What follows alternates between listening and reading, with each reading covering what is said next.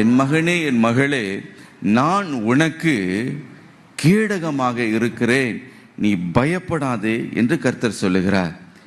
இந்த கேடகம் என்று சொல்லும் பொழுது ஒரு தற்காப்பின் போர் ஆயுதம் என்று நாம் பார்க்கிறோம். இது என்ன செய்கிறதாம், எல்லா தீங்கிலிருந்தும் எல்லா எதிரியின் தாக்குதலிலிருந்தும் இந்த கேடகம் நம்மை மறைத்து பாதுகாக்கக்கூடியதாக இருக்கிறது. கேடகத்தின் பாதுகாவலின் மறைவில் நாம் ஒளிந்து கொள்ள வேண்டும் என்று நாம் விரும்புகிறோம். எத்தனையோ விதமான கேடகங்கள் உண்டு. நாமும் அறியாமல் எத்தனையோ கேடகங்களை நம்முடைய வாழ்க்கையில் அனுதினமும் நாம் காண்கிறோம். ஆனால் கர்த்தர் இந்த நம்மை பார்த்து சொல்லுகிறார், எத்தனை கேடகங்கள் இந்த பூமியில நம்ம சூழ இருந்தாலும் என் மகனே, என் மகளே, நானே உனக்கு கேடகமாய் நான் இருப்பேன். ஹல்லேலூயா.